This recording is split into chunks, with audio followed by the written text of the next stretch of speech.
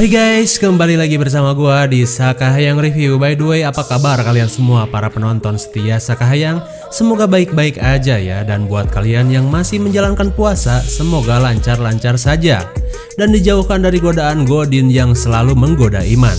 Pada kesempatan kali ini, Sakahayang akan mereview sekaligus membahas suasana riuh dari film yang berjudul Eight Legged Freaks 2002. Film bertemakan monster ini dibintangi si seksoi Scarlett Johansson yang kita kenal sebagai Black Widow ketika masih belia dan hot-hotnya. Udah pasti pada tahu kan lah ya, dimana di film ini Scarlett bersama warga kota dihadapkan dengan kawanan laba-laba aneh yang sangat ganas. Lalu seperti apa perjuangan mereka untuk selamat? Daripada penasaran, mari kita langsung saja ke pembahasannya. Dan jika kalian suka dengan channel ini, seperti biasa silahkan subscribe aja biar gak ketinggalan video menarik lainnya dari Sakahayang. Film ini diawali oleh sebuah scene seorang penyiar radio bergaya Bob Marley. Dan seperti biasa ia ngebacot soal konspirasi pemerintah tentang monster dan alien. Dia juga mengajak seluruh warga untuk selalu siaga dengan segala ancaman yang bisa saja terjadi. Lalu siarannya itu didengar oleh seorang kang sopir yang sedang membawa bahan kimia. Kang sopir yang entah mau ngirim kemana itu tiba-tiba dikagetkan dengan seekor kelinci.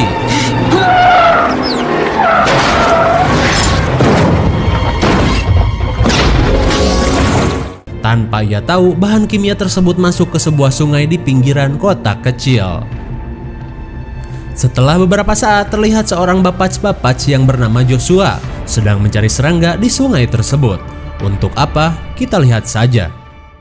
1 minggu kemudian, terlihat seorang bocah yang bernama Mike sedang menuju ke sebuah peternakan laba-laba. Dan ternyata lokasi peternakan tersebut tak jauh dari lokasi sungai yang sudah terkontaminasi. Sesampainya di peternakan, Mike terlihat kagum dengan banyaknya koleksi laba-laba milik Joshua. Kemudian Joshua pun menjelaskan tentang jenis laba-laba yang ada di sana kepada Mike. Lalu ia memberikan pakan berupa serangga dari sungai. Tanpa mereka sadari, seekor laba-laba berhasil keluar dari kandang. Sementara itu, mereka masih asik melihat laba-laba jantan yang selalu memberikan mangsa untuk sang betina. Tak lama kemudian, Mike melihat jam bermainnya sudah habis, di mana pada saat itu ia harus secepatnya untuk pulang.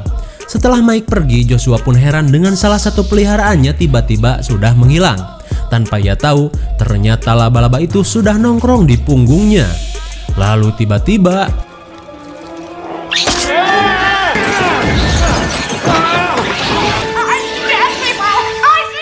oh tidak, getek parah, semua laba-laba di sana terbebas. Singkat cerita, 1 minggu kemudian, berarti sudah 2 minggu berlalu ya. Terlihat seorang pria bernama Chris baru kembali dari luar kota. Chris yang merupakan anak dari pemilik tambang emas tiba di pertambangan setelah kematian ayahnya. Lalu ia disambut bibinya yang sedang bekerja di sana. Mereka pun terlihat senang setelah 10 tahun tidak bertemu. Singkat waktu, malam pun tiba. Mike yang berada di rumahnya berusaha menghubungi Joshua. Tapi rupanya panggilan dari Mike tak juga diangkat temannya itu.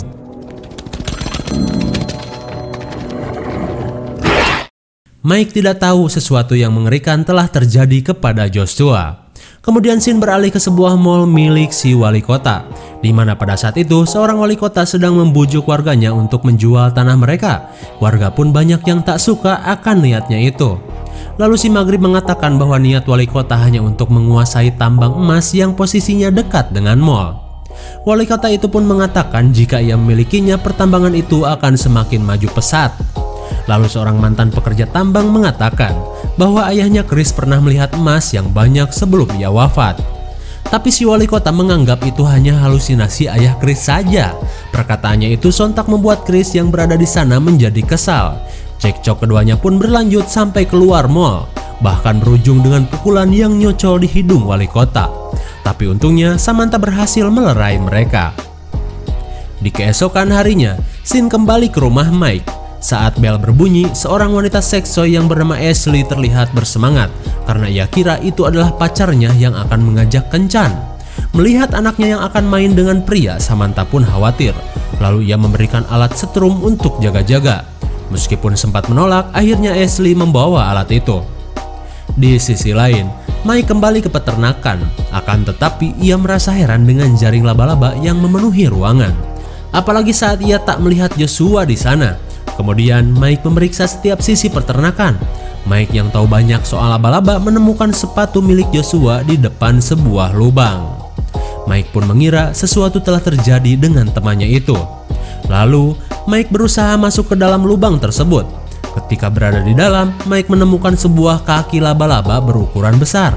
Mike pun heran, jika kakinya sebesar itu, laba-labanya segede apa? Lalu tiba-tiba,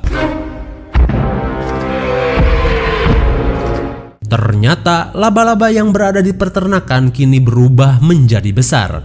Meskipun sulit dipercaya, Mike lebih memilih untuk kabur.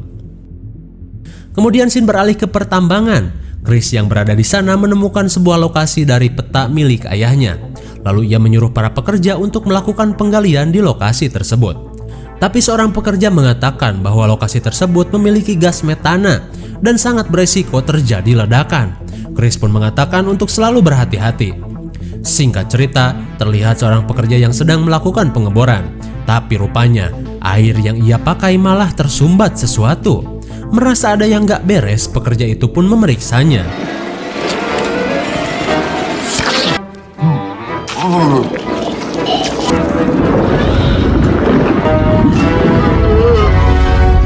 Ternyata laba-laba itu sudah masuk ke pertambangan dan sepertinya mereka membuat sarang di tempat itu.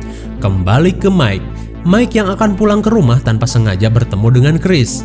Lalu Mike menunjukkan kaki laba-laba dan menceritakan semua yang ia lihat kepada Chris. Tapi rupanya Chris tidak percaya semua ucapan Mike. Malahan Chris menganggap kaki laba-laba itu hanyalah dahan kaktus. Terlihat Mike kecewa karena sudah capek-capek ngejelasin tapi otak doi nggak nyampe. Kemudian scene beralih ke rumah si wali kota.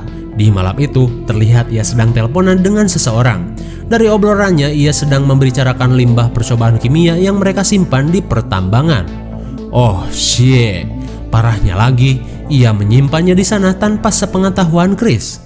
Di keesokan harinya terlihat kumpulan anak bangor sedang menjajal motor bodongnya, di mana pada saat itu Ashley sedang bobogohan di mobil bersama anak si wali kota.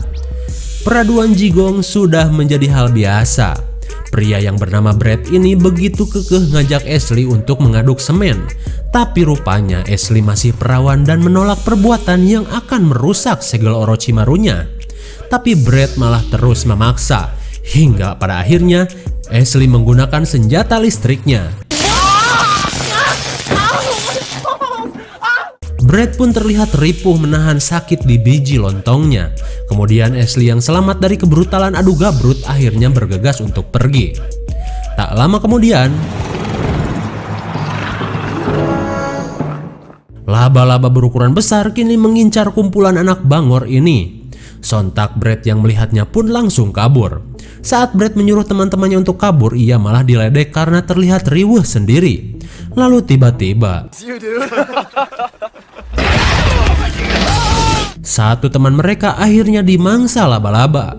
Semua orang pun akhirnya kabur seedan-edannya.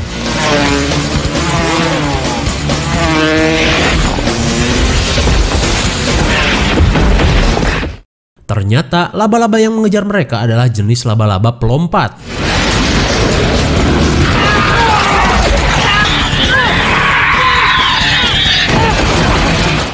Di saat banyak temannya yang dimangsa, Brad berhasil selamat meskipun ia masih dikejar koloni ganas itu.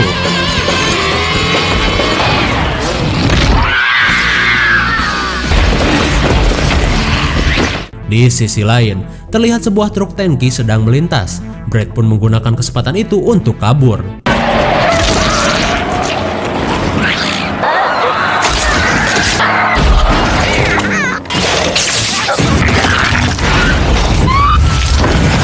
Truk yang meledak tersebut telah merusak kabel komunikasi di kota itu, dan sudah pasti telepon tidak akan berfungsi. Akan tetapi pengejaran dari laba-laba itu masih belum berakhir.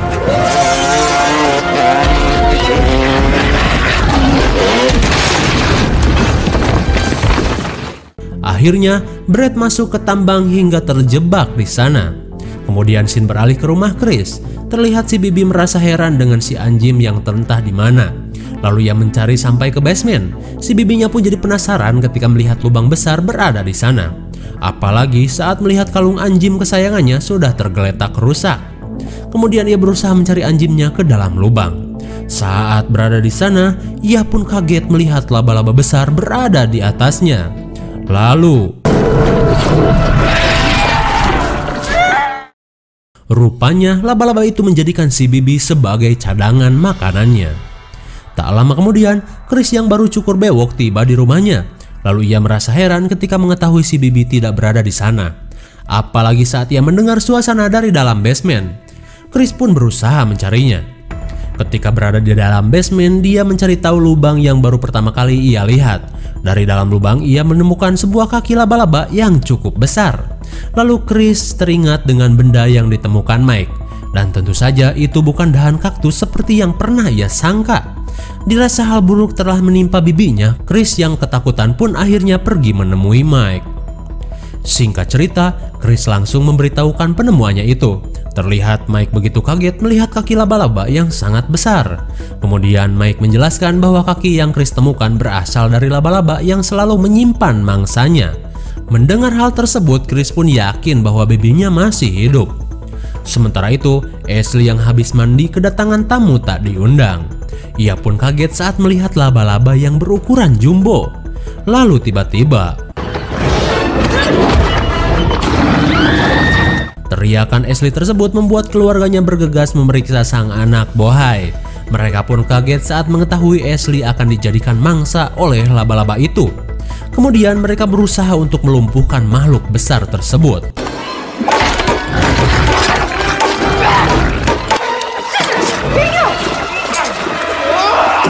Sementara itu, Samantha mengambil bedil FF Limited Edition yang ia simpan. Hingga tiba-tiba akhirnya mama cantik ini berhasil mengalahkan laba-laba besar itu. Lalu Samantha meminta bantuan seorang polisi lain untuk datang ke rumahnya dan menyuruhnya untuk membawa semua senjata yang berada di kantor polisi. Polisi itu pun bergegas prepare untuk keadaan darurat itu. Kemudian ia segera menuju rumah Samantha, tapi rupanya si pak polisi tak sadar laba-laba sedang mengincarnya. Tak lama kemudian si pak polisi tiba di depan rumah. Samantha yang melihatnya pun langsung menyuruh untuk segera menuju mobil polisi. Akan tetapi Mike mengatakan sangat berbahaya jika mereka keluar di malam hari. Terlebih karena laba-laba memang makhluk nokturnal. Mike pun mengatakan bahwa ia harus memberitahu semua warga tentang kekacauan ini. Akan tetapi Samantha mengatakan bahwa saluran telepon sudah tak berfungsi di kota mereka. Lalu mereka mendengar radio si maghrib. Mike punya ide untuk memberitahu semua warga lewat siaran radio. Mereka pun segera menuju ke tempat tersebut. Tapi saat mereka keluar rumah, seekor laba-laba sudah nongkrong di atas mobil polisi. Sontak Samantha pun langsung menggunakan bedilnya. Dirasa sudah aman, mereka langsung menuju ke mobil. Akan tetapi bahaya belum berakhir.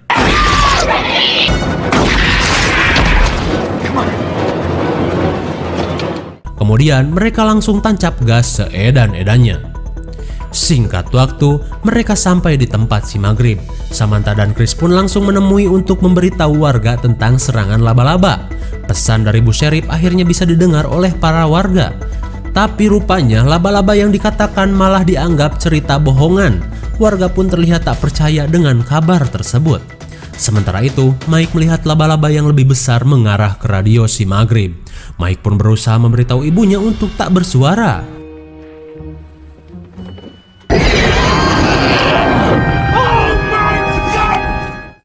Tapi rupanya si maghrib malah teriak. Alhasil laba-laba itu pun jadi beringas. Saat keadaan mulai riuh, Samantha menyuruh semua warga untuk berkumpul di mall karena dinding beton dan pintu besi bisa membuat mereka aman.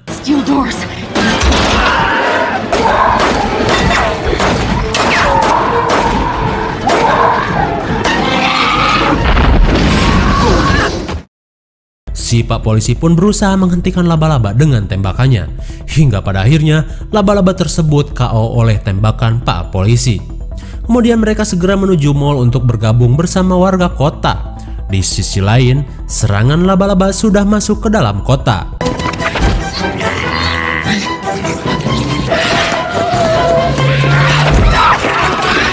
Warga yang tadinya tak percaya cuman olohok melihat serangan laba-laba di hadapan mereka.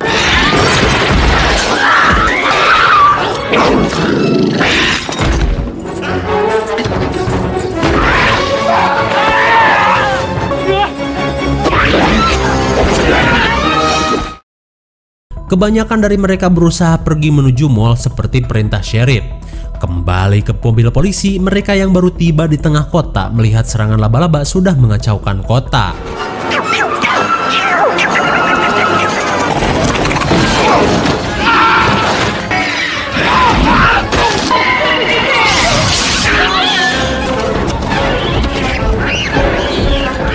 Sementara itu, si wali kota yang baru keluar dari mall terlihat heran karena banyaknya warga yang berlarian ke sana.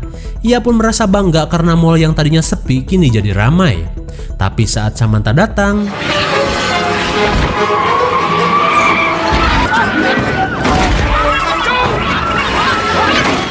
kemudian Chris menyuruh seorang penjaga untuk segera menutup pintu mall.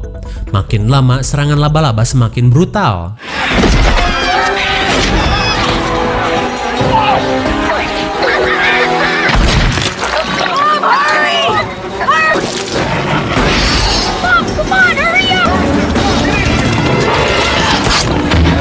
Tapi untungnya pintu mall berhasil ditutup dan untuk sementara warga kota bisa bernapas lega. Kemudian si wali kota menyuruh Samantha untuk memanggil bantuan militer. Tapi karena telepon sedang gangguan, si wali kota menyuruhnya menggunakan HP-nya saja dan pergi ke tempat yang tinggi untuk mendapatkan sinyal. Lalu Chris mengajukan diri untuk melakukan panggilan tersebut. Meskipun di sana akan berbahaya, tapi si Magri bersedia untuk menemani Chris. Sementara yang lainnya mencari peralatan untuk dijadikan senjata. Sebelum Chris ke atas mall, Mike memberikannya parfum karena menurut Mike penciuman laba-laba akan kacau jika mereka memakai parfum tersebut. Karena Mike tahu banyak tentang laba-laba, Chris pun nurut-nurut saja dan langsung bergegas pergi. Sesampainya di sana, mereka melihat laba-laba paling besar mengarah ke pintu mall. Rupanya, laba-laba itu mengetahui persembunyian mereka. Di saat itu pula si wali kota malah kabur lewat pintu belakang dan parahnya lagi ia mengunci pintu yang memang terhubung langsung ke pertambangan itu. Tak lama kemudian laba-laba dalam jumlah banyak bergerak naik ke atas mall. Keadaan itu membuat repot Chris dan si Maghrib.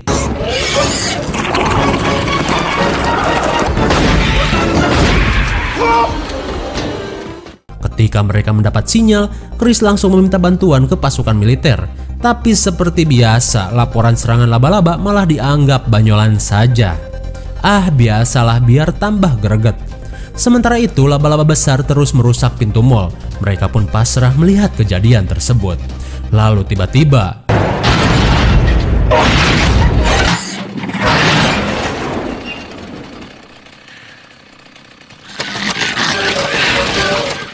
rupanya laba-laba paling besar tersebut hanya membuka jalan untuk koloninya agar bisa masuk.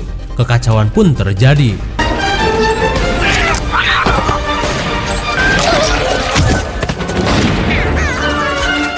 Dirasa makin riweuh, Samantha menyuruh orang-orang untuk pergi ke ruang bawah tanah. Di tengah banyaknya korban yang berjatuhan, si Pak Polisi mengalihkan perhatian laba-laba. Dengan cara tersebut, akhirnya Samantha berhasil masuk ke ruang bawah tanah. Tapi rupanya serangan laba-laba masih berlanjut. Mereka pun berusaha keluar mall lewat jalur tambang. Akan tetapi pelarian mereka terhenti oleh pintu yang dikunci si wali kota. Kemudian scene kembali ke Brad. Brad yang masih mencari jalan keluar tanpa diduga bertemu dengan ayahnya. Kemudian Brad menceritakan semua kejadian yang ia alami. Belum lama ia bercerita mereka dikagetkan dengan kedatangan laba-laba dari dalam tambang. Mereka pun bergegas kabur tapi belum edan. Si wali kota malah keburu ditarik laba-laba. Daripada menolong, Brad lebih memilih kabur seedan-edannya. Kembali ke Chris.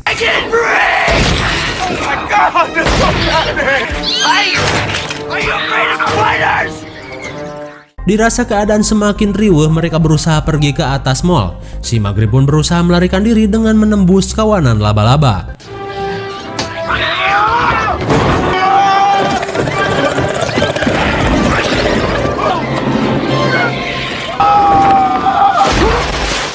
Tapi untungnya si Maghrib berkulit keras hingga tidak mengalami luka-luka.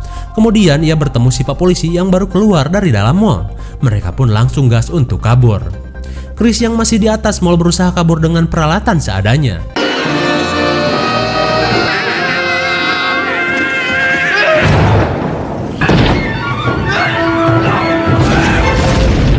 Akhirnya, Chris berhasil kabur dari kawanan laba-laba itu.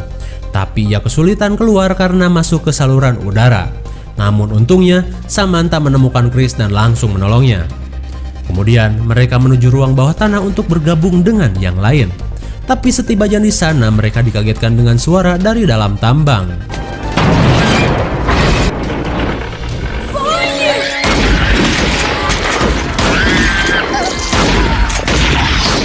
Ternyata, Brad yang masih selamat berhasil menjebol pintu. Ashley pun terlihat senang karena si AA masih selamat. Tapi karena laba-laba dari mall masih mengejar, mereka bergegas masuk ke lokasi tambang. Ketika sudah masuk, mereka menggunakan jalur listrik sebagai petunjuk jalan. Sementara itu, Ashley menyuruh pacarnya meninggalkan motornya daripada dibawa-bawa. Brad pun berkata, "Neng, motor ini kan baru lunas, masa ditinggal begitu aja?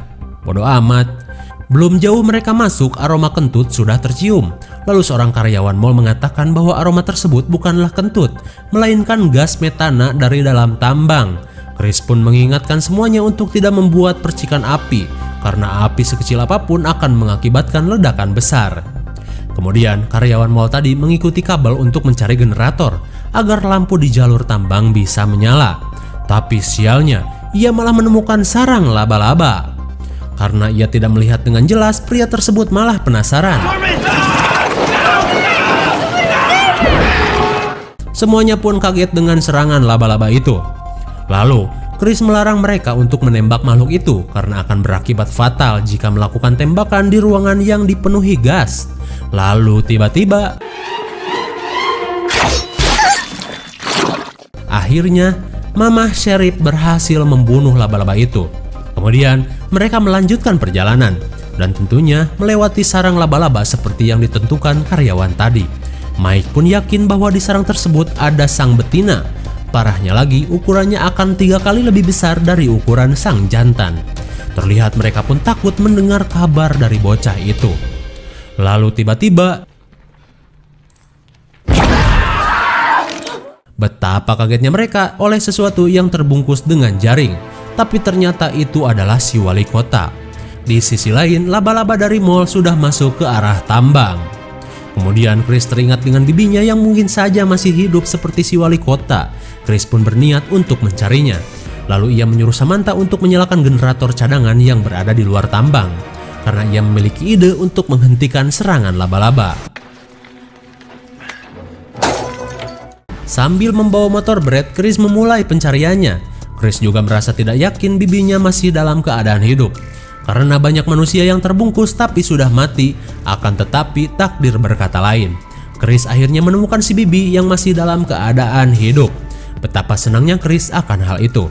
Di saat itu pula si bibi melihat kilauan emas berada di sekitaran mereka. Chris pun kagum melihat emas yang begitu banyak. Rupanya ayah Chris benar-benar telah menemukan emas seperti yang dikatakannya ketika masih hidup. Tak lama kemudian kawanan laba-laba sudah berada dekat dengan mereka.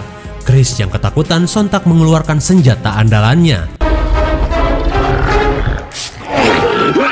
Laba-laba itu pun langsung menyegibrig oleng dengan aroma dari parfum itu.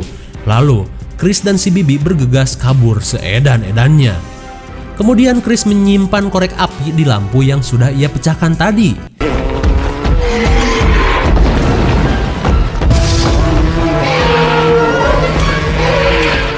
Di waktu yang sama, Samantha berhasil keluar langsung menuju generator.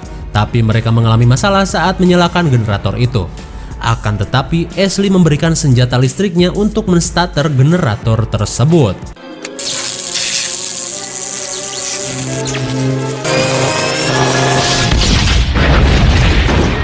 Tepat pada waktunya, Chris dan bibinya berhasil selamat.